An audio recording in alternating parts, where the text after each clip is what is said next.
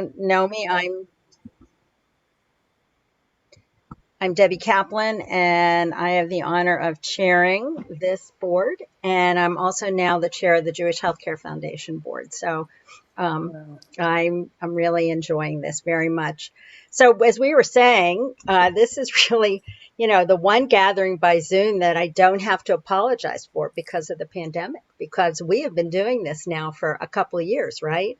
And we've always met this way. So it's really great to see those of you who are watching the sunrise and those of you watching the sun setting and staying up late in Israel. So we really, again, appreciate everybody joining us today. So as you, of course, you got all of the material. I guess I should first say I want to welcome our board members, and we also have some guests here today. So I want to welcome them as well. And let me just find our guests here are Suzanne Golan is here, Wendy Leonard, Tammy Murdoch, Pat Seiger, and Malia Zahid. So welcome, and we're really happy that you joined us today. So I'm going to move straight into the agenda because we have a lot to cover today. And obviously, while the pandemic has not upended this particular group's meeting practices, I think, and obviously many of us continue to Zoom away. It's probably one of the only things that's really been left unaltered in this past year and a half. And obviously our home lives, our work lives, our community lives. I mean, everything is very, very different. And so I think, what we've all seen is that there really have been a lot of burdens and stress at home and at work and being really disproportionately placed on women. And so that's what we're going to talk about today, which I think you saw in the agenda. And we really have just some great presenters today, and I hope we're going to have a really interesting discussion. So I'm going to turn this over to Karen in a minute. So she's going to set the stage for our discussion. Obviously, we're going to call on some of our board members as well as some of our guests to share their experiences in their countries during this past year and a half during the pandemic. And then following this, we really want to have a chance to discuss the opportunities and the imperatives created by the pandemic and talk about how this should influence the work of this group, and hope we'll have a lively discussion about that. So with that, Karen, I'm going to turn it over to you to set the stage. I'm absolutely delighted to see so many friends here. It's pretty thrilling, even though it's virtual. It's wonderful to see everybody. I was going to start out with saying how good it is that for some of us, we're lucky in well-resourced countries, we're moving out of the woods. But then I will say to Hen, I was talking to Ron Balliser in Israel about a week and a half ago, and he sounded the alarm that we've all heard today. So, now we're rebooting. I don't know what it means in terms of the Delta plus variant and our protection. So all of our minds are trying to roll around what we heard today. So not yet out of the woods, moving forward. And certainly there's been a lot of progress. Things are much better in many of our countries, but not all. So we're very delighted that we can hear from people from around the world. Wherever we're living, we've been through a period of devastating loss. So even if your family is comfortable, you're not in danger of losing your home or your job, you are lucky to be vaccinated fairly early. No matter what, I think we're all reeling from this pandemic. It's been a blow and created a lot of fear in many of us. Certainly, we at the foundation have been heartbroken about what happened to seniors, particularly those in residential living. But to have a pandemic that disproportionately attacks seniors and people with chronic conditions seemed devastating to many of us. However, today we're not here just to talk about that in any way, but to look at what the pandemic has meant for women and women around the world. I think it's the issue we just can't ignore. Women are disproportionately represented in the healthcare workforce, and the workers have put themselves and their families at risk now for so many months. It's hard to imagine how they're going to recover. And as many of us know, including Deb Kaplan here, a number of our doctors are retiring. They're just worn out. And looking around me and finding out that one doctor after another is retiring this year, I think is a byproduct. But for the many women who can't retire, who are still working and are still in the workforce, I think the ongoing risk is something we respect and we honor. For pregnant women, there's been a lot of fear. Are they particularly vulnerable? But also, what kind of support can they get? Can they get support in their home? I know for some of us, having an intergenerational mix in our house or having someone there to help us with the baby was really critical. Feeling that we could move about and go to the market with our baby, I can't imagine. So I know for the many women who gave birth during the pandemic, this is a challenging time. We have many essential workers and many of them women who could not work from home. They had to go to work. We also had many women who became educators, homeschooling their children, a task for which they were poorly prepared. And I would know myself also psychologically challenged that if we had to be educating our children along with a work day. There are also many families who experienced unemployment because of this. Women who just couldn't work. They just didn't have any place to leave their children. And of course, we all know about the challenges of family violence, addiction, and mental health problems. In a study by the CARE International, 27% of women reported emotional problems as a result of the pandemic compared with 10% of men. So we're actually not that surprised, right? We also know that women are likely to forego their own health and mental health care for themselves when they are more focused on taking care of their children.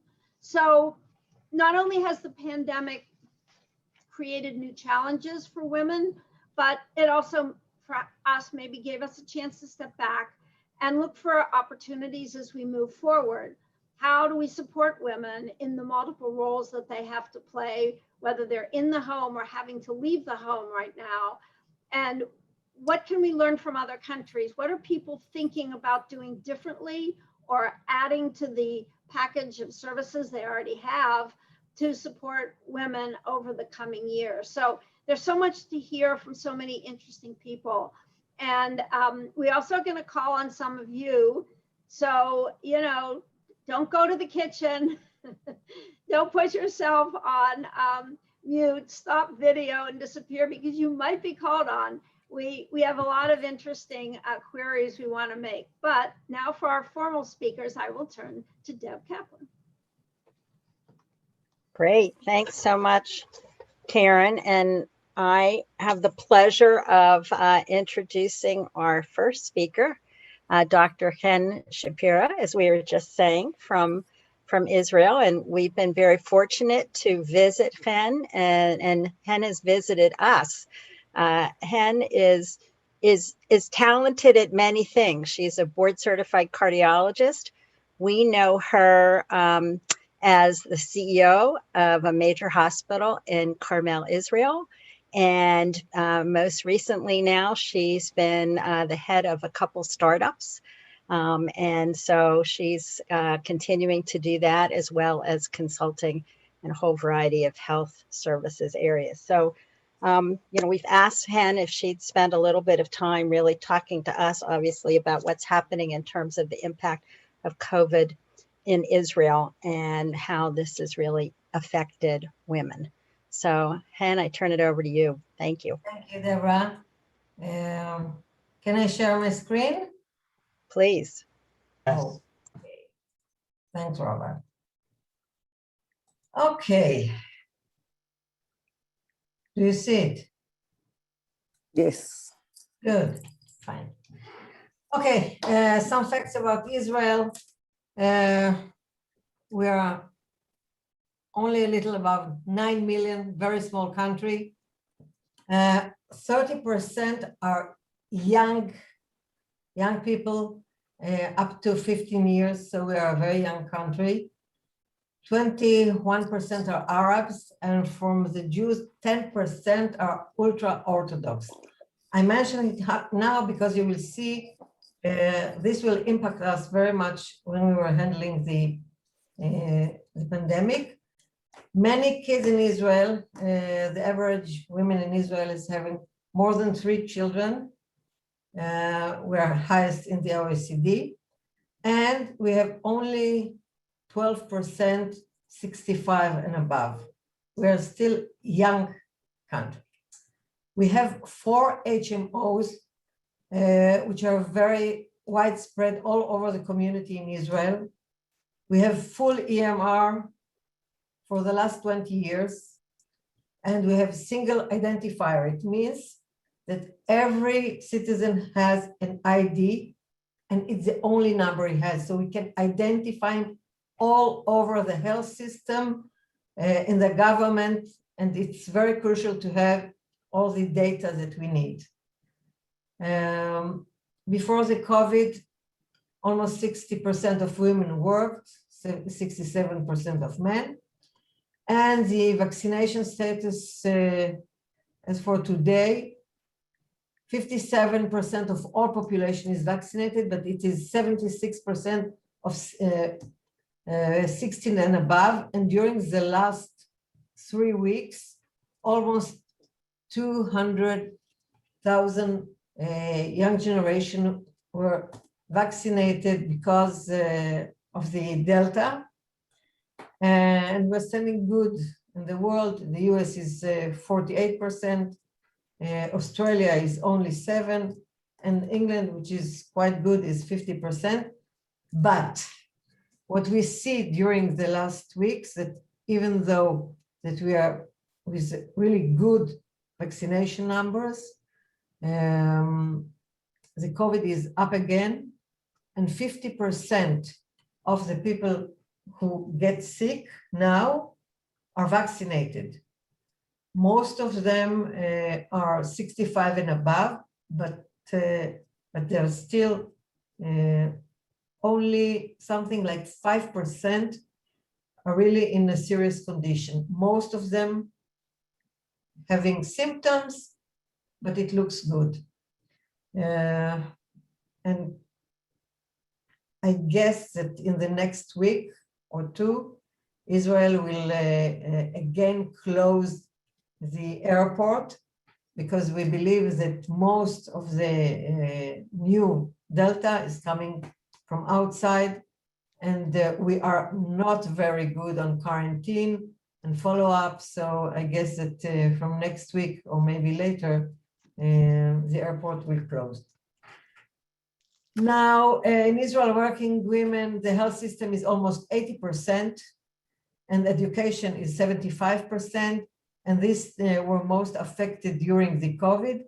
The health system, women continued to work, and the teachers work all the time from home, besides taking care of their children. Now, if we see what happened with the layout employees during the quarantine period and later on, in the first wave, 25% of the layoffs were women. And later on the second wave, also 9% compared to 5% of the men. And the unemployed till now it's even it's 6% women and men. But what we also saw that during the first quarantine, that we have a lot of data, the women had 2 hours more every week doing all the household, and 5 hours more taking care of the children. Now, Orthodox women and single mothers were influenced the most. Now, what we saw also working from home in the new reality, is inequality. Women lost more retirement savings than men, and they were slower to return to work. Many places were closed, and many women returned with lower salaries. Men preferred not to return to work. Women got back to work with lower salaries. Now, what we saw in the health system, as you saw, 80% are women, high exposure. It was very frightening, and 45% are Arabs. Now, the Arab population were very late to start the vaccines, and they are still very low, something like 45% only, because of many conspiracy stories you can't believe of, including nurses. The physicians were less affected by these conspiracy stories, and it took a long time to persuade them to take the vaccines. During the quarantine periods, all the mothers continued to work. It was very, very difficult, and we couldn't have any kind of daycare, nothing. All the kids were at home with grandmothers, grandfathers, and other children. Lots of home accidents during this period. Now, in the departments, the COVID departments, it was extremely high load work, a lot of ventilated patients. They saw a lot of deaths of young people. And remember that it's very, very rare to see it in Israel. So this personnel was really in shock. Many shifts they worked, huge burnout, and enormous physical and emotional fatigue. Now, another thing that happened in this department, they lost hierarchy. You know, this regular order that people know and feel secure when they come to work disappeared, because whenever someone got inside to take care of the patient, if it was a doctor, he did also the nurse jobs, okay? And vice versa, except of unique medical things.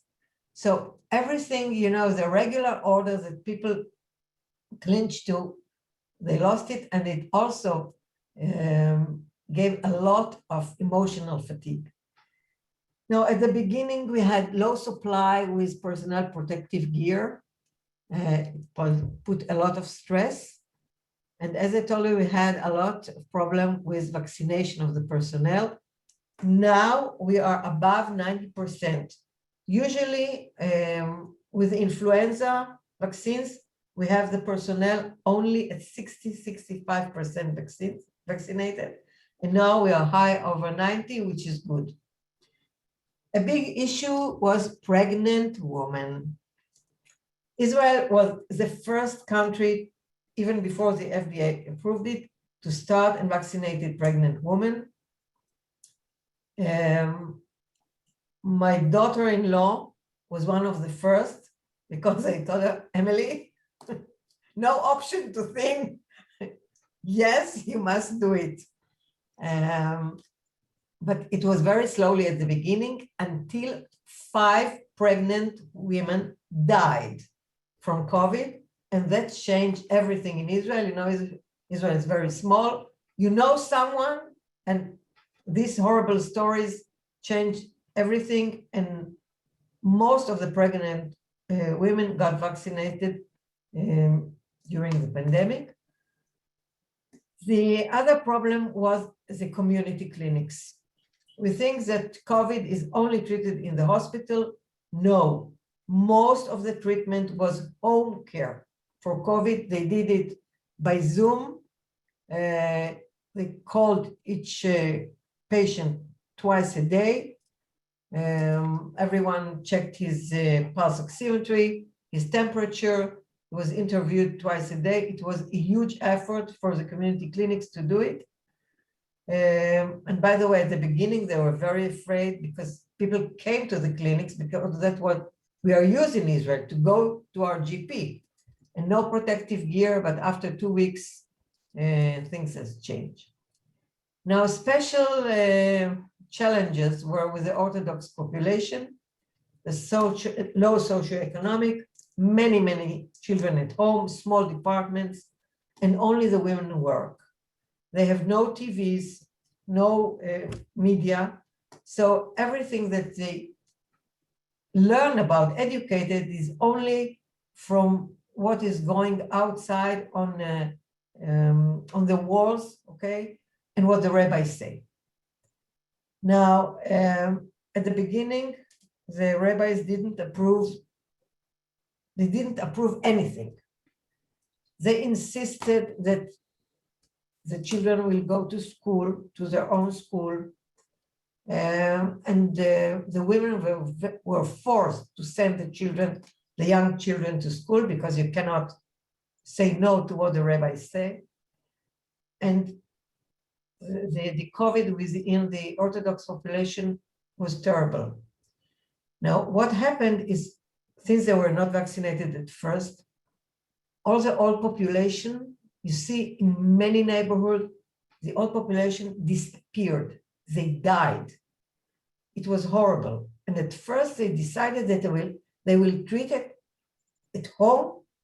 They tried to do, volunteer physicians, but soon they have learned that it doesn't work for them.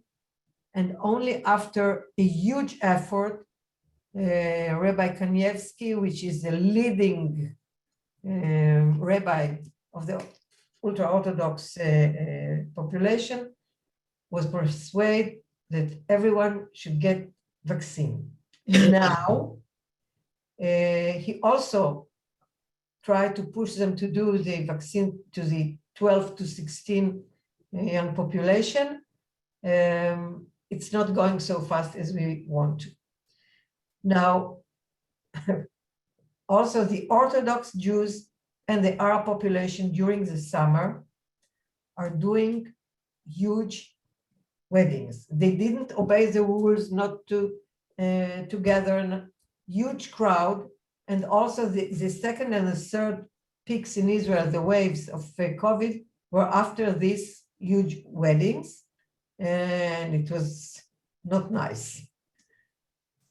And what everyone suffered are the major delays in the treatment of the routine care. People were afraid to go to the hospital, afraid to go to the community clinics, which anyway handle most of the visits by Zoom. The regular childhood vaccines and the pregnancy follow-up, which is Israel is master in this, everything was ruined, and only during the last 4 or 5 months we started again with doing the vaccines, the childhood vaccines, and the pregnant women follow-up to do it reasonably enough. Now, the older population in Israel, it's mainly women. The average age of the... And you have just 2 more minutes? Yes, 1 minute. The average age of women in Israel is 84, so many old ladies. And the first place to suffer was really the elderly housing. Family were not allowed to go in. It was heartbreaking. And it took more than 3 months to the Ministry of Health to wake up and put on some program to assist it. And all the old population who live at home was treated only by volunteers, only minor government activity. It was a great challenge. Now, emotional state, you see here, afraid to be sick, women more than men, stress, 50% of the women felt stress and feel lonely, especially older women and children and adolescents. Also were very lonely.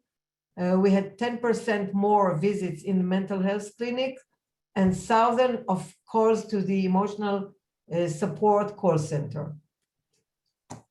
Home violence, domestic violence, huge peak during all the period, but especially during the quarantines. The pressure at home plus unemployment because many were fired. It caused huge violence at home. We had 8 women who were murdered during the last 10 months. 10 months of the beginning of the COVID.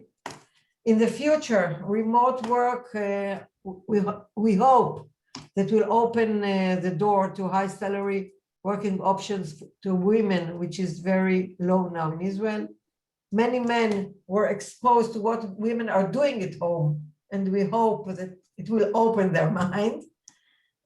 No government planning yet to bring all the women who stop working back to work, and the women who will suffer as we know it from the previous recessions. The only bright thing that we can say that Israeli children were so lucky, they felt lucky when the schools were open.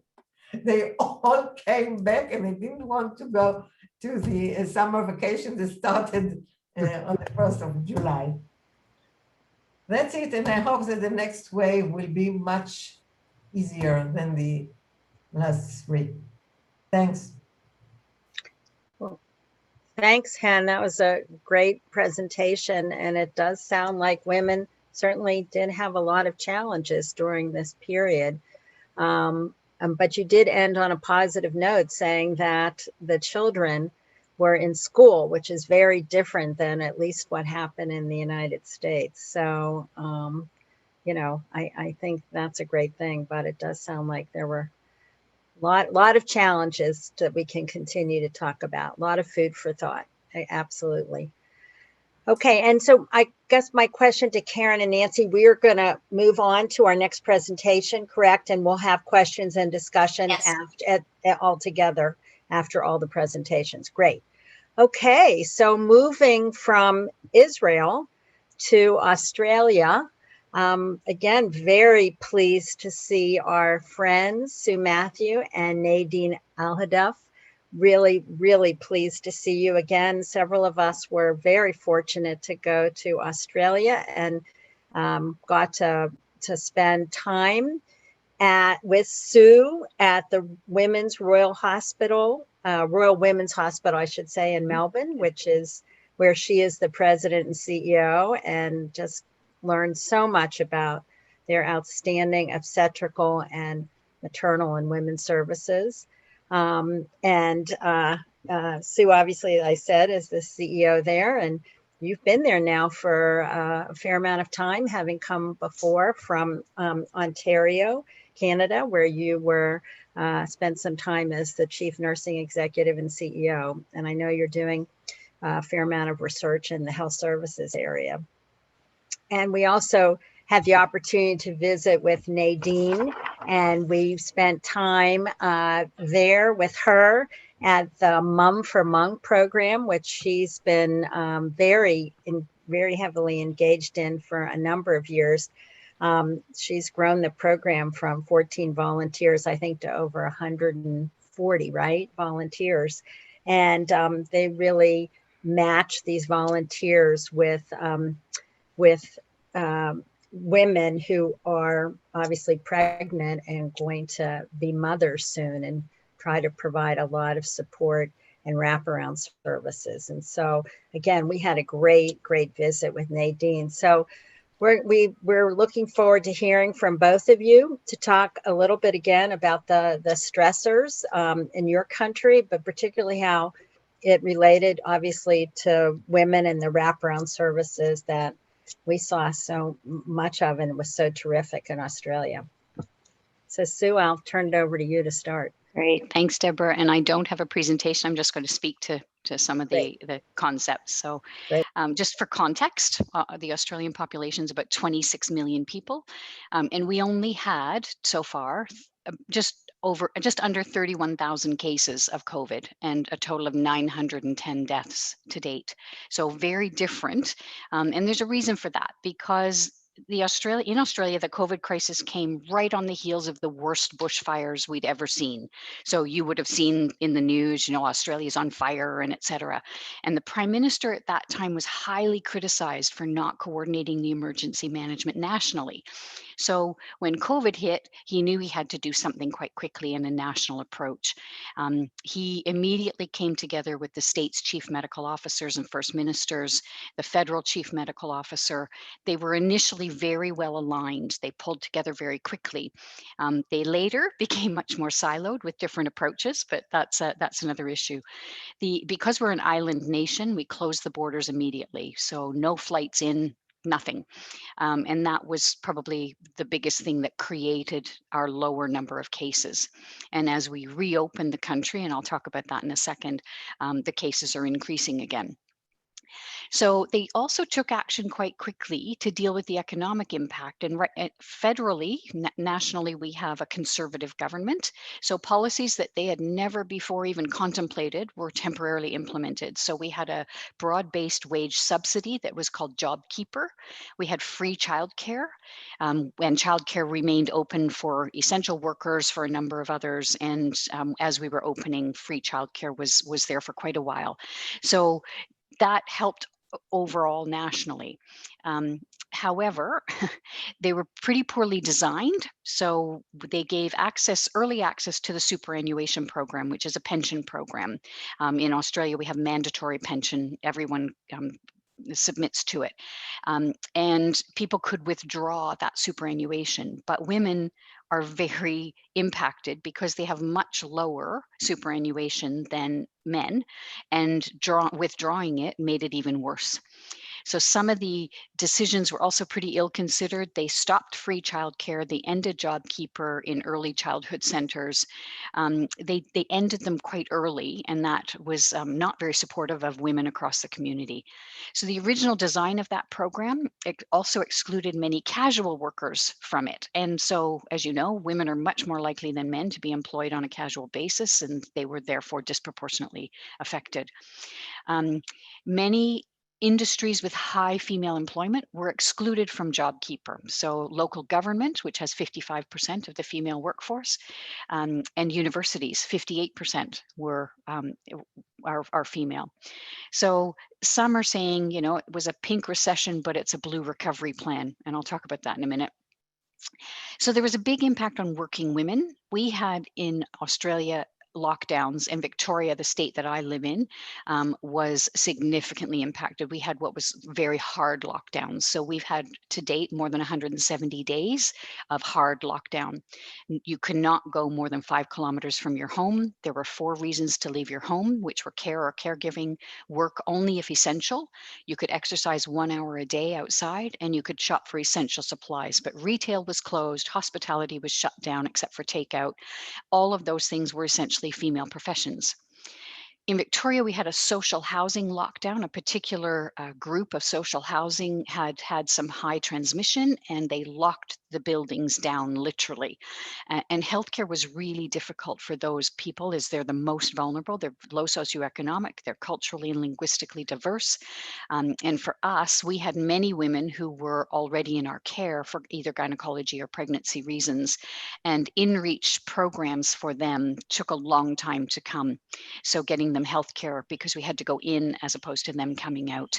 We ended up with spending a lot of our time doing advocacy for those women.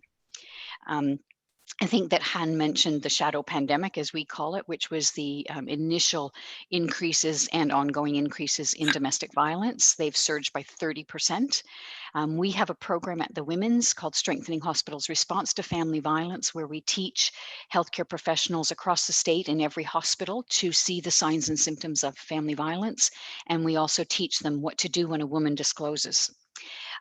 But we also have a program where we teach managers how to see the signs and symptoms in their staff, because 85% of healthcare staff are women. And so we know that if 30+% of women have experienced it, we know that our staff will also be experiencing it. So we have seen an increase and an uptake in that program. So our staff had already had those, but the increase was palpable, is what they told us. We have a Center for Sexual Assault and a Sexual Assault Crisis Line. And initially, the requests for those decreased. And that was because perpetrators were beside them and they couldn't call, they couldn't get anywhere. But now they have increased substantially. We also have a health justice partnership at our hospital, and a few other hospitals do now. We were the first one. And what that is where we have a lawyer on site at the hospital. And that is very quietly done in the background. And women can come to the women's for their appointment. And their partner doesn't know that the appointment is actually with a lawyer. And so it's a really great program that we run, and we saw initial, again, decreases in that, but now it's increasing again quite significantly. Our issue with that is ongoing funding. We're still struggling to keep that funding. The other thing that we are seeing now in the longer term is that we're getting higher requests for later term abortions. And that is that people couldn't access them during the pandemic, didn't want to, were afraid to, but also we believe there were high incidents of reproductive coercion. And we were very concerned about that. So we have a pandemic baby boom. They're calling it the COVID baby boom, but we don't know how much of that is actually reproductive coercion. The challenge for our staff was delivering babies to COVID positive women. I mean, that was very difficult on our staff, and we had to support them significantly in doing that. In the second wave of COVID, so we have had two waves, more than 3,500 healthcare workers were caught COVID in Victoria, and more than 7 out of 10 of them caught it at work, and 75% of them were women. So most of the healthcare workers who caught COVID were nurses or aged care or disability workers. And of the nurses, around 40% caught it in an aged care setting. So the focus early in the pandemic had been on intensively training staff in emergency departments, intensive care units, and COVID wards, and they were very focused on the acute care. But like the rest of the world, aged care was very hard hit, and the aged care workforce, we actually had to send nurses into the aged care workforce because they don't have highly trained professionals, and many of the staff there quit because they couldn't take it, and they were, poorly trained, lower socioeconomic, et cetera. In Victoria, people could access funds, which is my state, while they isolated. So they could wait for their COVID test result and not lose their income. And that was a huge thing because many people across the rest of the country would not wait for their COVID result, and they would go and work, or they wouldn't go and get tested because they wouldn't get paid if they didn't work. So this fund, which is separate from their sick time, which didn't diminish their sick time, was really helpful. In the workforce, aged care workforce in particular, only 1/3 of them are vaccinated, and that's an issue for us. Homeschooling was a big issue for the workforce, particularly for us in healthcare. Girls had less access to technology, for homeschooling, et cetera, and they were more affected economically. Australian women made up the majority of those who lost their jobs during the initial stages, and that was a big piece of what the recovery is going to look like. Within the healthcare sector, nearly 4 in 5 healthcare workers in the front line tasked with managing the pandemic were women. And we needed to redeploy at-risk workers, so pregnant women, et cetera, had to be redeployed to something else, which made us have less access. So the government then, failed to amend that eligibility for those JobKeeper payments to parents who would, if it weren't for COVID-19, would have continued to work prior to the birth of their child. So if you were a pregnant worker and you couldn't keep your job, you now miss out on paid parental leave and JobKeeper, because if you missed out on those payments, if their partners kept their job, this has impacted, and they're now not going to get paid parental leave because they didn't work. So that's a big issue. A couple more things, and then I'm going to hand over. Designated hospitals. So what we've done in Victoria is designated certain hospitals for COVID patients. And that has helped to make sure that the workforce is absolutely fully trained, they're fit tested, etc. So the Women's, my hospital, is designated for pregnant and gynecological issues, pregnant women and gynecological issues. We've done things like a drive-through blood pressure clinic so that people don't have to come into the hospital. We've done lots of telehealth, as many have. But it was interesting that it's more challenging in obstetrics because lots of obstetricians, we'd been trying to do telehealth for a number of years, and the obstetricians, oh, you can't, and my midwives, you can't possibly do that because you have to have hands-on, you have to see people. But it was interesting when COVID hit, it became much easier to implement it because they were afraid, and it just changed the ability to do those things. We do pregnancy follow-up in the home, and we are doing absolutely more of that, and we want to continue to do that. And they have actually thrown funding at hospitals. So, hospitals have not suffered because we're publicly funded, and we just say charge it to COVID. I'll talk briefly about the hotel quarantine program, which is 14 days of quarantine for return travelers. So Australia rather has 36,000 Australians who are stranded overseas and can't get home because they closed the borders, and that included to Australians, and that's been a real challenge. So they implemented the hotel quarantine program, but there have been many breaches of that and a number of transmissions from it, and it seemed like a good idea in the beginning, but it's creating huge issues. The other thing that Australia did was put all their eggs in one basket for AstraZeneca as the vaccination. So that vaccine is produced in Australia, and for economic reasons, they thought this is a great idea. Let's do almost all AstraZeneca vaccine. But I'm sure many of you are aware of the concerns and the issues with AstraZeneca, which now in Australia is not given to people under the age of 60 unless they have informed consent, etc. So that's been an issue. And many of nurses and midwives don't want to have AstraZeneca, and they would have fit the criteria. So the only thing I want to say lastly is that our vaccination rates are low, but the recovery is focused on a male-dominated workforce. So they've talked a lot about infrastructure and construction as the way to get out of this pandemic. And the issue with that is those are male-dominated workforces. And we're pushing back and saying, it's a pink pandemic, but it's a blue recovery. And we're advocating very, very much that the recovery should come into the health workforce. And that's my little blurb. And I think Nadine's now going to talk a bit about her particular program. Thanks.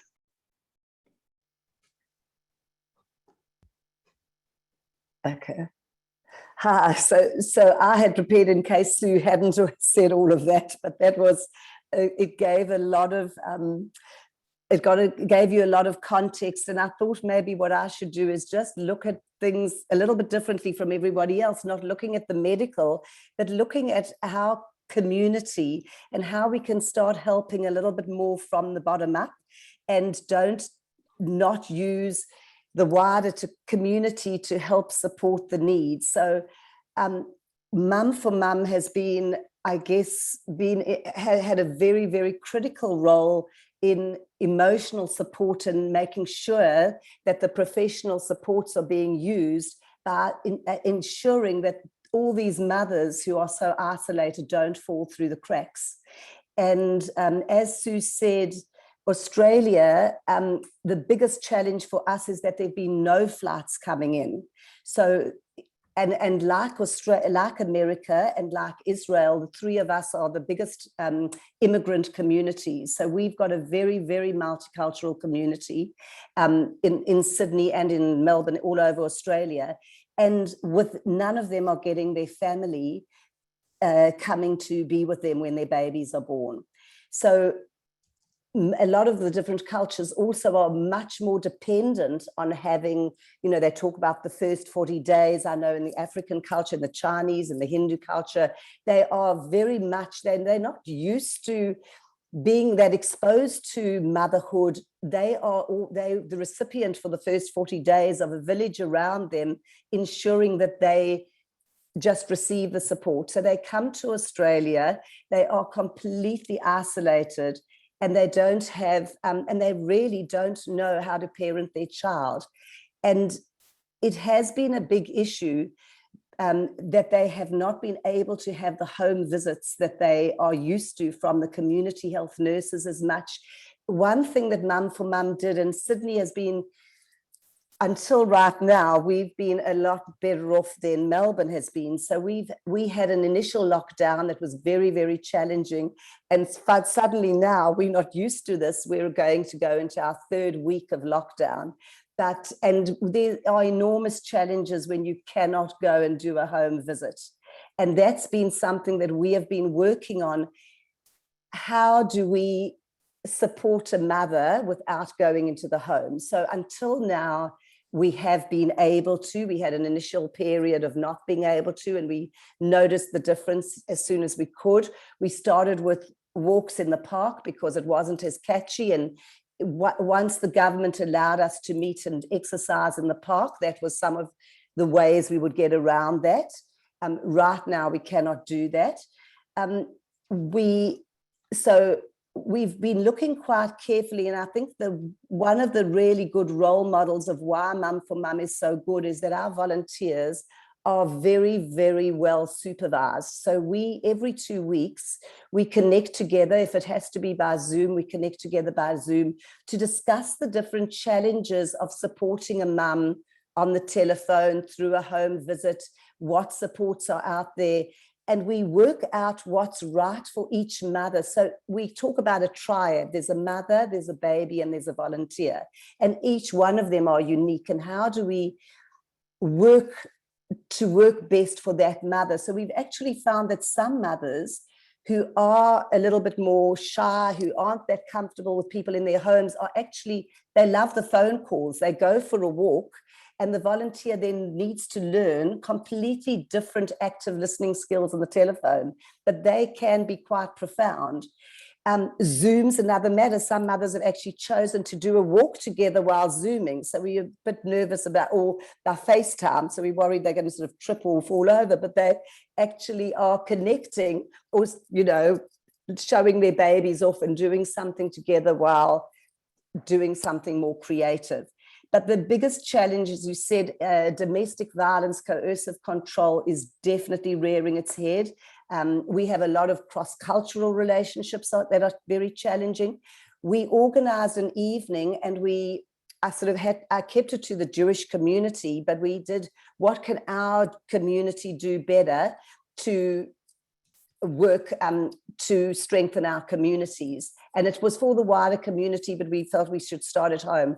So where Sue said that they've been noticing and they've got great systems, we believe your training, we believe everybody in the community should get that bystander training around coercive control, which is the latest buzzword, certainly in Australia, to recognize the signs, because physical violence usually starts with coercive control, and we need to try and start with mothers being aware of that. How do we help them find their voice? How do they work with professionals to look at what they should do before it turns into physical violence? So all our volunteers, we now have 170 volunteers, but all our volunteers are trained in coercive control. So what we did is we had an evening with a panel, the CEO of Domestic Violence New South Wales, we had a male psychologist, we had somebody who's very strong, written a book on the family court system, but we also had four organizations. In fact, we had the Australia-Israel Chamber of Commerce, because they're doing amazing apps to keep women safe. They've got amazing initiatives with the banks that Australia is now adopting and looking at security issues. But we had whatever community is doing work in the field coming together and sitting and listening to that panel. And it's been, advertised more broadly how we can all be better upskilled, so we can talk to a friend who is suddenly becoming more isolated. How do you make contact? Because isolation is the biggest challenge with domestic violence. And that's where Mum for Mum, we do not give up on mothers who start avoiding us. But we have to be very careful. We cannot send little SMSs. We cannot, we've got to be very careful how we do it. But I love that idea of saying you've got a doctor's appointment, because how do you get to see that? How does that woman who's got somebody following them, how does she get that conversation out? So we, when with winter coming and our volunteers can't meet outside, or even if she can't go for a walk and talk on the phone, when the husbands are working from home, it becomes very, very challenging. So the beauty for Mum has been the value to the volunteers. Obviously, there's been a surge in uptake of mothers, and we literally get referrals daily. But what's happened, which has been very gratifying, is we're getting requests to volunteer, because the volunteers are no longer traveling to their own families wherever they are. So they've become a lot more available, and they're losing their jobs, which is, as you say, the women are the first to, and women in travel, women who've been in the hospital system who've decided to give up, sadly, people who've lost jobs just because of the economic situation. So volunteers have become more available, and I have been able to increase the number of volunteers, partly working through Zoom, partly working through online practical stuff, and then getting together when we can. So when there isn't a lockdown, there's nothing better than practice of active listening skills. But we're very, very clear, and I think where we're quite unique is that our training is quite simple, very clear boundaries, but very much just around the active listening, the mindfulness, the attunement, what is secure attachment, and then letting everybody. Nadine, Thank you, Nadine. I'll stop at that point. thank you. Thank you. Thank you so much. Thank you to you and Sue. That just terrific presentations. And I'm going to save the commentary in the interest of time for our discussion. Yeah. So we're going to move on to Dr. Wendy Leonard. Wendy is just a quick introduction. Wendy's the founder and executive director of TIP Global Health and a friend of the foundation. Wendy has dedicated herself to providing quality health care to vulnerable members of many populations in Rwanda, as well as in the United States. And she also served as the first physician to volunteer for the Clinton Foundation's HIV clinical mentoring program in Rwanda. And she's continued her work there. So we're really pleased to have Wendy present, and also along with her for our presentation about what's happening in the African countries is Tausi Sayudi. And Tausi, it's great to see you. And again, it's great to have you have been here in Pittsburgh with us. And she's the Chief Strategic Advisor to Childbirth Survival International. Also very much involved in global health. Her work in particular to benefit women and newborns. She's serving as a Global Health Associate Scholar at the Center for Global Health at the Perelman School of Medicine at the University of Pennsylvania, in addition to all of her other great work. So I'm going to turn it over to both of you for your discussion about what's happening in Africa. There's Wendy. Great. Thank you, Deborah. And Tausi, is that okay? I don't want to jump in. Okay. And I can't see her. So I will go ahead and share my screen. And while I'm doing that, I just want to say thank you for letting me be a part of this conversation. These presentations have been really fascinating. And one thing that I find really interesting is a lot of the common themes. And what I wanted to do in this presentation is think about what are the pieces that, without going into too much detail about what's going on in Rwanda, and really pulling out some themes and then interesting information around sub-Saharan Africa as well. So as Deborah said, I am Dr. Wendy Leonard, and founder and executive director of TIP Global Health, and talking today about the impact of COVID on women and families. Overall, I thought just to kind of give an interesting level set, and I found some really interesting resources on gender and COVID. thinking about the direct impact. So one thing I found was really interesting is that it turns out that men may be as much as 2 times more likely than women to have severe disease. However, and the only reason I bring that up is that in the context, as we make sure that we are bringing all vulnerable people in and all vulnerable women in, that we're also recognizing the entirety of the impact on the epidemic or the pandemic. Frontline healthcare workers, I think we've all said, are dramatically affected. 70% of frontline health workers are women. Some other interesting facts are that nurses are mostly women and more likely to be infected on the job with COVID-19, but doctors, who have tended to be mostly men in these settings, are more likely to die. Women have, across the board, experienced higher levels of mental health issues, whether they are as frontline health workers or as community members, and that's including anxiety, depression, helplessness, emotional exhaustion, insomnia. And what we've seen already for pregnant women, there are so many socioeconomic, systemic racism factors that go into pre-existing factors that lead to poor maternal health outcomes. Those factors have been accentuated through COVID-19. And for pregnant women who are infected with COVID-19, they have higher risk of mortality than women who are not infected. So speaking of Rwanda specifically, Rwanda has a population of almost 13 million people. They saw the first cases March 14 of 2020, and their first lockdown started March 22nd of 2020. And they started very early with testing, screening, and isolation of high-risk suspects. And one thing that I find really interesting is that when I was in Rwanda in January of 2020, I was meeting with the Minister of Health, and she said, "I'm so sorry, I have to go quickly. There's this new virus. I don't know if you've heard about it, but we have a lot of travelers from China, and we need to really pay attention to this now." So she ran off to go address this and yet really talked about virus back in January. So they were already really thinking about this early on.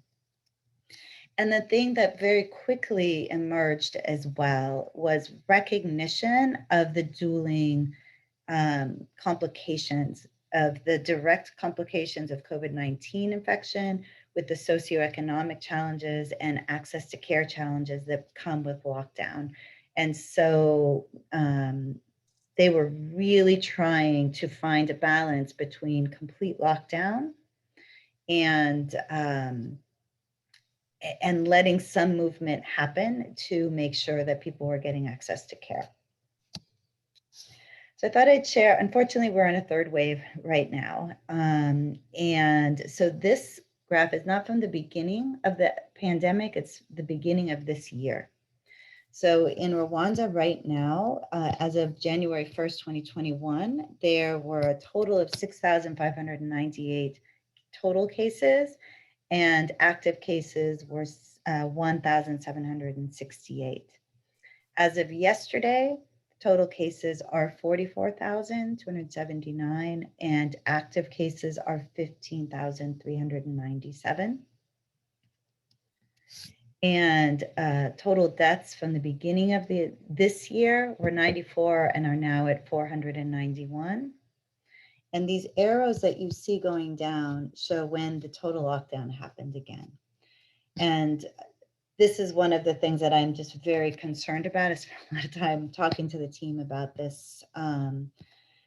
You can see that the trend dramatically changed in early June. This is June 1st.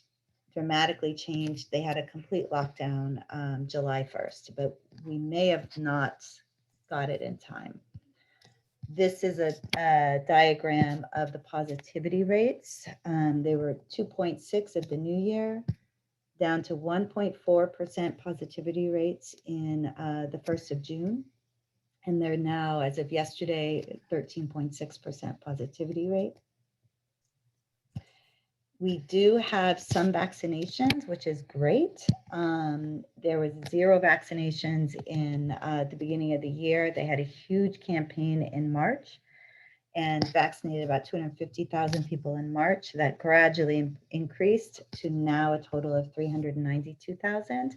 But they are desperately waiting for COVAX and other vaccine distribution programs to kick in. One thing that I think is really fascinating about the way Rwanda has done this is they've been extraordinarily transparent. This is from Twitter. So on Twitter, every single day, they present their data. And they have done this since, I believe they started in March or early into the pandemic, to make sure that everyone had all of the same information around total cases, and then also a breakdown of the number of cases as of that day in each district. Unfortunately, even as I look at this, this was from yesterday, we work we work in 4 districts, but primarily Gakenke district. They say there's only 22 cases. I know 3 of them personally. So I know that that's not true. And so only time is going to tell. At this point, the pandemic is, or the local health systems are really overwhelmed. I'm so sorry. I saw a chat that I can't see. Oh, okay. Sorry. We'll go faster. So really quickly, some of what TIP has done early on in the initial response, we really focus on community health workers. So focusing on making sure that community health workers, who were the first line of defense, but the last line of the health system as far as getting resources to them. We worked on getting masks to them, these hand washing stations in their homes, because this is where people who are sick go, is to the community health workers' homes. Getting hand washing stations to them. We created health messages that went out to 60,000 CHWs across the country about how to protect themselves. And then we got megaphones to CHWs with health messages to give to their communities. And they blasted with these USB messages into their megaphones throughout the country, their communities, how to protect themselves. We also created a digital health tool that included a COVID-19 screening app. And that's what we did initially, and really things calmed down, as I mentioned, but in the last several weeks, things have changed again. It's really clear that the local health systems cannot handle contact investigations, so we're working with them on that, especially first with our team exposures, and then how do we move beyond that? How do we think about testing when they're not able to test contacts right now? So we'll likely be paying for more testing, dissemination of information. And one thing that I found, and this is very anecdotal, but the most frustrating vaccine hesitancy conversations I have had has been with women. And I think some of that comes from the conspiracy theories around pregnancy and breastfeeding and lack of information. And then in some cases, it's been because they are critical thinkers. They do the research. AstraZeneca was the first vaccine coming to the country. They decided to wait till in their minds, the better vaccines came. And so I've had some really interesting conversations about how do we think about this and move that forward in a different way. And I will go through, for the sake of time, this slide is a reminder of where we were pre-COVID. Maybe I'll go very quickly through that. We had in East Africa, 50,000 women died every year in pregnancy and childbirth. That has significantly increased since COVID hit in the last year. We see 7 million children with chronic stenting in East Africa. And now, this is prior to COVID, but now in COVID, UNICEF says at least 50% of children in sub-Saharan Africa are food insecure, both from economic crises and school closures. women were only less than 55% of women in East Africa were accessing primary antenatal care appropriately. In Rwanda, that was 44%. It's now down to 39% as a result of COVID. Pre-COVID, healthcare workers were burned out at rates as high as 70%. So something that we absolutely need to continue to keep in mind.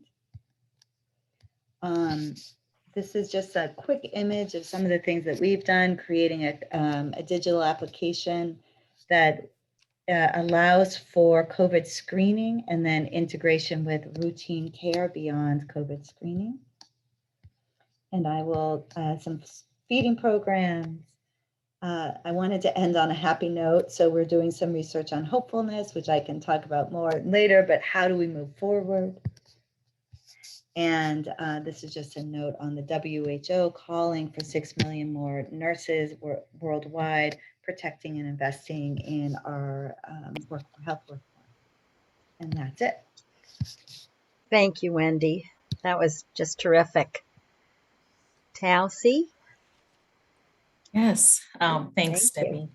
Yes, in the essence of time, I guess I will really run through my presentation so fast, which I think is an advantage for me since I'm a sprinter, I know how to move fast. So can you all see my screen? Yep. Okay, awesome. So I'll be talking about No, we can't see your screen. All right, can you see my screen? And Talcy, if you click the green share screen button that's at the bottom of your screen, and then if your PowerPoint's up, you should see a PowerPoint option to click, then click share. Yeah, I did that. There you go. There you go. Okay. Started screen sharing. There we go. Okay. Awesome. Let's make this quick. All right. Can still see my screen? And then Natasha, we see the presenter mode. So if you just click display settings at the top, and then you can swap. Yeah. Better? Yep. Perfect. Awesome, awesome. So I'll be talking real quick regarding the pandemic. So just to put into context, I want people to first remember that prior to the COVID pandemic, before the outbreak, every single day, WHO reported 500 women died daily due to either preventable pregnancy or childbirth-related complications. And these are primarily from medical reasons, such as postpartum hemorrhage, obstructed labor, and other complications, like for let's say from unsafe abortions. And then you also have your social determinants of health, for example, transportation, lack of social support, all those really compounded what was happening to women. So when COVID happened, where we were having 500 women dying every single day, that number has actually quadrupled in terms of the number of women who just cannot access services. And we have seen, for example, in Burundi, there's been a significant decline of births as a skilled birth attendant. And as women who advocate for safe maternal health and quality newborn health care, giving birth as skilled birth attendant is priority. But we've seen a significant reduction, not only in Burundi, but in several countries across Africa. In Liberia, the number of pregnant women who attend their prenatal care dropped by 18%. And again, this is because, the health facilities, you might find the midwives are not there, the nurses are not there, but also the redirection of resources to be able to provide these services for women. In Malawi, you have more pregnant women opting to deliver with a TBA versus a skilled birth attendant. And this is because when you go to a health facility, they're overwhelmed. They're not paying as much attention to pregnant women that walk through for services. And so women feel neglected, women are abused, women are mistreated. And so many of them are opting to deliver at home with a traditional birth attendant, which of course in itself creates a risk for these women. In Zimbabwe, we have seen a number of C-section births decrease by 42%. And so for women who might need emergency obstetric care, they might not be receiving that. And that also leads to deaths of mothers and babies. And also there's been a decrease of live births as well in Zimbabwe due to the pandemic. So we can definitely see the impact of COVID-19 now that women are more vulnerable, health systems are overwhelmed, and you have nurses and midwives not able to provide services for these women. When we look at some other impacts beyond maternal health care, lockdowns and curfews, women are not able to access resources or services. That has led to also an increased number of unwanted pregnancies overall. We have seen reports from UNFPA and other places of increased domestic violence all across, women and families living in very small spaces, not being able to have access to health resources, having access to food. That creates a lot of tension within the household. And also women not being able to flee abuse from their partners. In countries like Nigeria and South Africa, there's been reported cases of increased rape. You have had sex trafficking in countries like Kenya, and this is happening again to mostly women and girls. In Ethiopia and Kenya, 60% of the women did report mental and emotional stress. But then again, these are countries where you don't have sufficient social support to be able to provide women the services that they need. In Kenya, the National Hotline for Violence, for Domestic Violence, UNFPA reports an increase of 775%. That just tells you the level of abuse and violence that women are subjected to due to this pandemic, due to the lockdowns, due to the curfews, and then not having the necessary support that they need. Some communities have resorted to negative coping mechanisms. So for example, early childhood marriage, where they're able to, marry off their young girls. So they're able to get money to buy food or to be able to take care of themselves, which again creates a vicious cycle of GBV and, maternal mortality, poor newborn health, again, as a result of these negative coping mechanisms. Again, you have a lot of women who lost their jobs, many of them working in informal sector, again, not being able to generate the sufficient income to take care of themselves and their families. And so that in itself created more vulnerability, more poverty for these families that are mostly led by women. When we look at ways to mitigate further impacts on women, again, lessons learned from Ebola, especially in West Africa, many countries were able to take those lessons learned. How were they able to reach communities? How were they able to engage community health workers to be able to either inform, educate, reassure community members of next steps and kind of break those myths of what this is about, and understanding culture has a big role to play in terms of how people take care of their loved ones, how people bury the dead. And so really taking those lessons and applying them to this pandemic. Ensuring health workers, who are mostly women, they have the necessary equipment, they have the necessary materials, and they're also being compensated for. Again, women are the ones mostly providing these services, and they have to go to work in environments that are not healthy and safe for them as well. Being able to redirect resources to essential health services. So again, it was mentioned prior in terms of with this whole pandemic, there was a shift from regular basic health services, childhood vaccinations, just prenatal, services, women or even individuals going in for regular services that became affected. So again, being able to redirect resources so that services are provided at the lower tier health facilities, and you don't have everyone trying to run up to the national hospital, the district hospital for services, where again, you have so many people trying to get services. Being able to provide community mental health services, it's been a tough time for everybody. I think Karen said it best in terms of when it broke out, it's stressful for everybody, regardless of where you are, who you are. But for those who are in countries like Sub-Saharan Africa, the burden is even greater because they don't even have those different resources to be able to provide the support. Also recognizing culture, recognizing stigma around mental health services, or even a mental health conversation. So again, really needing to establish a norm that it's okay to be able to address these issues among women and also family members. Being able to address acute community needs. So of course, when the pandemic happened, real quick story, we had just finished a program for 300 plus women. This was funded by WHAMglobal, the Jewish Healthcare Foundation. I cannot say thank you enough. And so this was on March 8th around Women's Day. And 2 days later, there was this complete lockdown. The first thing was, what are we going to do with all those 300 pregnant women? How are they going to take care of themselves? How are they going to feed themselves? Some of them had other children. Some of them were single mothers. And so our immediate response when that happened was, we need to make sure that people have access to food. People have access to food. People have food security, essentially. So we were able to address that. And actually, I think CSI was the first organization in Uganda to be able to address this, and then follow government efforts and other organizations as well.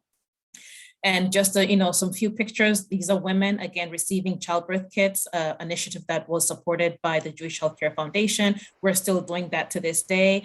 Women coming over that need a childbirth kit so that they can go deliver in a health facility. And we use that opportunity to educate them about the pandemic, how to take care of themselves and their family members.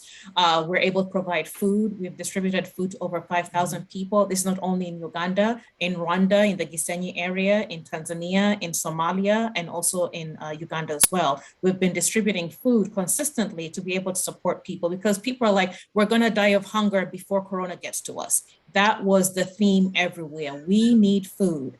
We're going to die of hunger. And so this is in Gisenyi, Rwanda, doing a lot of community education, being able to support women, being able to answer their questions, a lot of confusion, a lot of misunderstanding, and being that source of support, working with local leaders, also supporting the government in their initiatives, because again, these are countries that have never experienced anything like this before. So being able to use whatever resources we're able to have to support women in their different places. And those are women in Rwanda who are very happy. People do not have food. They have, gave them soap as well, kind of talked about sanitation and hygiene. And we continue to do this as in terms of immediate impacts, and more sustainable impacts is training women in vocational skills so that they can generate income in their own way to support themselves. I really went through that like a sprinter. So if you have any questions, please don't hesitate. Thank you, Chelsea. Thank you. Thank you. You were a great sprinter, but we got it all, and really appreciate yours and Wendy's fabulous presentations, and to all of the presenters. Really, really, I learned so much, and this it just, just really it gives us, examples of looking at obviously well-resourced countries and then less resource countries in terms of, what are all of the challenges and, what's really happening. And so we've got about 15 minutes, which I know isn't a lot of time, but I hope that we're going to be able to start a discussion and then hopefully continue it about, thinking back on this, sort of how is your organization, what's personally happening in your organization in terms of responding to some of the needs that I'm sure go across, no matter what country, or what organization. And then two is, how do we take all of this and think about WHAM Global's agenda? And, the last year and a half has just been so challenging, really, again, as we see for women, it's been so challenging. So, how do we adjust our agenda to really address some of these newly emerged challenges? So, I don't know if anybody wants to start it, or I'm happy to ask a couple of you if you could tell us what's happening in your organizations or what's happening in your areas about it. How about, is Susan Denser there? Susan, can I ask you? I mean, obviously, I think you're right in North Carolina. Is that right? I'm actually in Washington, D.C. Oh, you're in Washington. Where our okay. Farm is based. And I have to say, all the presentations were fantastic. Thank you all so much. I guess what I was most struck by, and the thing I knew the least, was this enormous uptick in domestic violence that has occurred during the pandemic in so many places. And I'm just curious to Karen and Deb and others, where does that fit on the WHAM global agenda? Because obviously it hasn't been what we've often been talking about with respect to women's health, but clearly it is a very, very important focus. And I have to say, wearing another hat, I'm on the board of directors of the International Rescue Committee.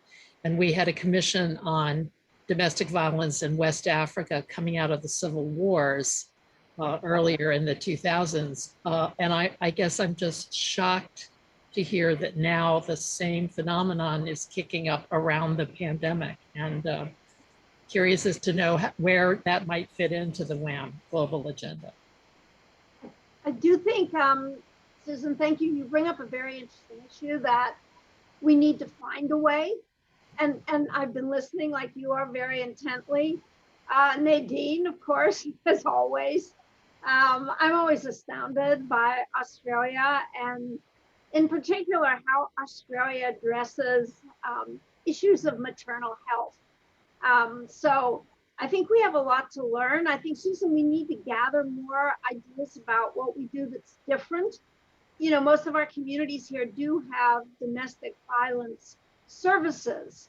But what I loved about what I heard in Australia and a couple others is that they're much more proactive. You know, they're not waiting for someone to register either by an examination or by asking for help. They're out there, and I don't know if Nadine wants to comment or Sue, but I thought the fact that they're assuming there could be a problem in reaching out. I don't think we've gotten there in our basic pregnancy services, but we need to think about it. Mm-hmm. Particularly right now, particularly while we still have the pandemic. So I don't know if anyone else had that observation, but thank you for, I think it needs to be on our agenda. Absolutely. And particularly this context of coerced reproduction, which, I mean, I don't know if what we can garner from the overall data, but obviously, if anything in the US, there's been a pandemic baby bust, not a baby boom. So maybe it's the case that that hasn't been as much of an issue in the US, but it clearly is an issue in other parts of the world. Mm-hmm. Robert, are the perinatal quality collaboratives working on this during the pandemic? Is, you know, around the country, are they focusing on this issue? I'm not sure what all the other states are doing around domestic violence. Within Pennsylvania, though, the session back in March, we spotlighted how to identify and respond to domestic violence. And many states have domestic violence coalitions, including Pennsylvania. And those are excellent resources to connect healthcare teams to, because those coalitions can train healthcare teams that many people may be visiting virtually to ask those open-ended questions to proactively identify those needs and then to immediately connect them to the appropriate services. And we can follow up with the national networks of PQCs to learn what other states are doing as well. And so to that end, I was going to ask Christine Morton if she might comment. Being from California, you might have some thoughts. Yeah, I just raised my hand. Oh, I perfect. wanted to bring your attention to the chat where I put a link to a report that came out a couple of years ago that's linking sexual assault, reproductive and maternal health. You know, I agree with Susan. It's a really important issue. As for whether the perinatal quality collaboratives,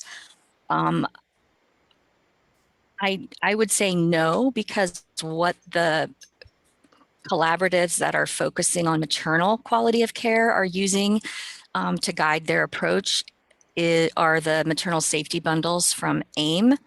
And so those still include things like the hemorrhage and hypertension bundle. There's other ones as well. And, you know, each state works it out with AIM as to what project they are taking on. And none of the bundles that I'm aware of addresses, you know, this issue around violence, sexual violence in women's reproductive and maternal health. Thank you. Thanks. And Sue Matthews also sent us a link as well, which we can. I mean, there are groups, there are advocates who argue that many common obstetric practices cross a line, you know, from treatment to violence. And so, you know, it is it is an issue inherent in the specialty and the experience as much as it is coming from the outside. So it's we've seen egregious cases of doctors abusing their privilege there. So I think that's also an important part of it. Yeah. Thanks, Christine, so much. And Suzanne, we saw your comment. Appreciate that. Noting that you're also through your work on the board saw an increase in violence. So I think it's clearly an area that we've now noted as something that continue to talk about in terms of our agenda. Other thoughts? This is Lori Zephyrin. Just one thought. Amazing presentations. Thank you all today. I think it'd be really important to continue to highlight just the impact of COVID-19 on maternal mortality and women's health in general. One, in terms of the quote unquote innovations or the best practices that we now use that were useful, at least in the pandemic, whether we're talking about the need for more birthing centers, out of hospital births, trained midwives, et cetera, the use of telehealth in the US and how that changed and how to continue that. And then also just the longer term impacts of COVID-19 on just health overall for women. Just the decline that we're seeing, I think there's a lot of opportunity to address impacts to that, not just maternal health, but mental health, as Telsey mentioned, and really thinking of how to address that more critically, particularly as we think about transitions into primary healthcare and primary healthcare models for women. I think there's just a lot of opportunity to promote models of care that we know work, and just show that because of the pandemic, we really need to invest in this. But thank you for the presentation. It was really fantastic. Laura, you really raised some excellent points. I think you're, completely on target. And, we saw so many things in these presentations in terms of how it's affecting women's health. And so we've got a huge number of things to look at. So I agree with you completely. Other comments? Thoughts? I know we just have a few minutes left. Are there any other issues that grab people? And I thank Susan very much. I think we need to we learned a lot today, but we need to look at what we're going to do much more proactively about domestic violence and pregnancy. But are there any other issues? And it was very important to us that we would add to an agenda. We never anticipated a pandemic, but I don't want to be unresponsive.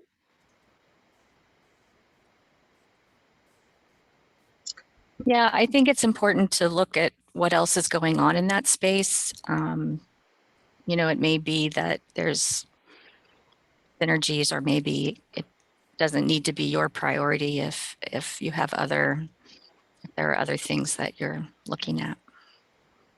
My 2 cents.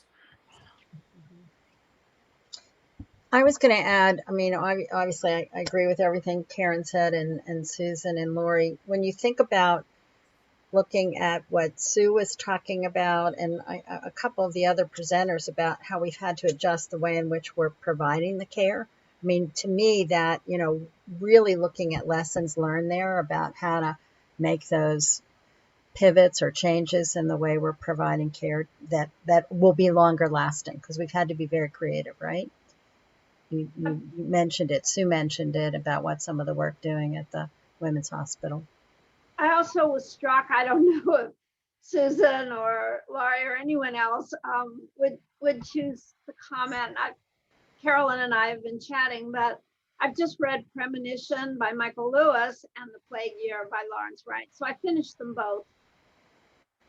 And the astonishing failures of leadership in our country, I'm contrasting them with some of the things I heard today. And it's really heartbreaking. When I'm not angry, I'm sad. I'm also angry and sad. We didn't have to have the carnage we had in this country. Where we should look in the future for leadership, creative leadership, spontaneous leadership.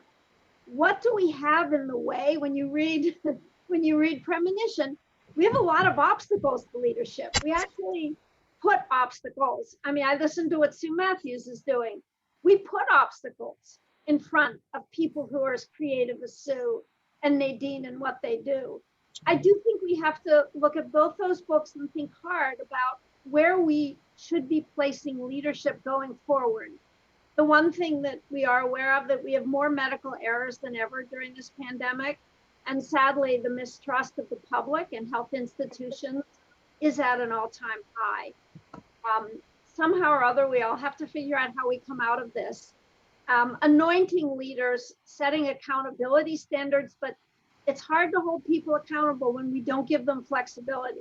So I just was, I really was inspired by what we heard from other countries, and you gave us examples of leadership that are very touching and we won't forget. So I do want to thank all of our presenters and everybody who is here. There's a lot to think about.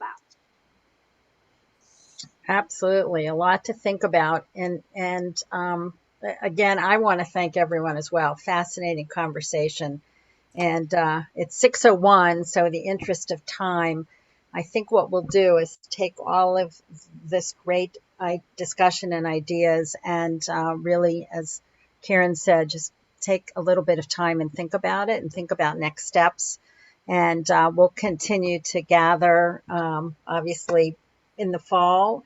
And I hope you feel as good as we do about how important this gathering and network of women are to really continue to see how we can all impact and help each other with the work we're doing. But, you know, we want to definitely make sure that our agenda is working on the most impactful issues regarding, you know, how COVID has changed our lives. So we'll see you again in the fall. We'll bring back, hopefully, a good culmination of this work. And until then, take care. Have a good rest of the summer. Or I guess it isn't summer, right? No, it's winter. So stay safe, stay well. Thank you all for being here from all over the world. We really appreciate it. Bye-bye. Thank you. Bye-bye. Bye. Laila Tov, then. Laila Tov.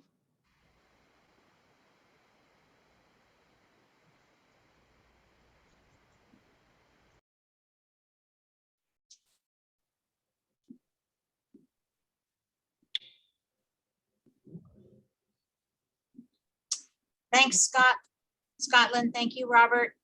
I'm trying to leave. It's okay, Fleur. It's nice to see you. It's Nancy. I haven't seen you in a while. Not since the IWF meeting. How are things with you? You're muted. You're muted. Everything is great. I just, oh, they did leave. For some reason, I couldn't get my leave button. But how are you, Nancy? I am fine. Are you in Florida? I am in Florida, yes. You're in Florida. And how have you dealt with the weather and the tragedy down there? What a horrible time for you guys. Tragedy has been just awful. The mayor has been fantastic. She is. She really looks. Is that the right mayor that I'm thinking of? She's fantastic. Yeah. Daniela Levine. Daniela, yeah.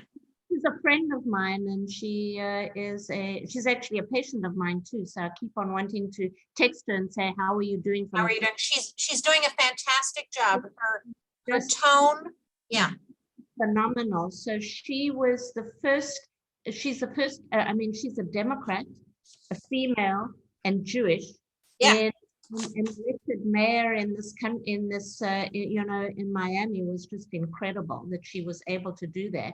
And the leadership during this time has been really something worth studying. They have really, in a horrific situation. This is what we're seeing from up north. I mean, I have family who lives down the road from you, but I'm watching it from here. The leadership to me has seemed to be really connected and empathetic, organized. It's been good to see. It really has been, you know, it really has been amazing and just an honor to see how you can do that in this in the very divisive and you know, she's been able to work with DeSantis, who has really liked her, did not want to work with her originally, and she's basically taken over and stolen the spotlight from him, and She's been just absolutely amazing. So that's and the weather, we were lucky in Miami. We got a little Good. wind, and that was it. Well, you have some tougher days ahead as they bring out the rest of the bodies, but I think that it's for the families, it's time, particularly those that need bodies to bury. Right, exactly. And she, you know, it's been horrible. I mean, that's all that we talk about. We talk about the weather, and what's going on in Champlain Towers, and basically, yeah, it's a nice diversion. We only still talk about COVID, so. I mean, one of the things that I think that we could have brought up, there wasn't enough time, but basically, how do you stop the vaccine misinformation? Yeah. I mean, that is such a challenge. It's such a challenge for us, because even, you know, even if there were 6 of the firefighters that were there with the Champlain Tower were COVID positive. How do firefighters not get vaccinated? You know, the percentage in the military is very, very low. And you would think that they're commander in chief, but it's because it's emergency use, they can't. But, you know, I have visited Israel, and I have visited there with EMS personnel. I'm sorry, Robert, in Scotland, you get to listen to my conversation. But I have visited Israel, and when they were we did a disaster preparedness 5-day course there, which is, by the way, if you ever have to count on me to help you in a disaster, give it up. But when they did disaster preparedness drills, so in this country, they give you a scenario and you lie down like you have a toe tag and all that. In Israel, they strip you down to your skivvies and give you a real IV. I mean, there's no messing around. Right. When the military says do something, you do something. So anyways, but it was nice to see you since you were the last one on here. I thought I would say hello. It's good to see you, Claire. Stay well, and know that all of us up here are thinking about all of you down there. So. Thank you. Sure. Take care. So it was a great meeting. Yeah, great. I'm glad you were here. Nice to see you again. Bye-bye.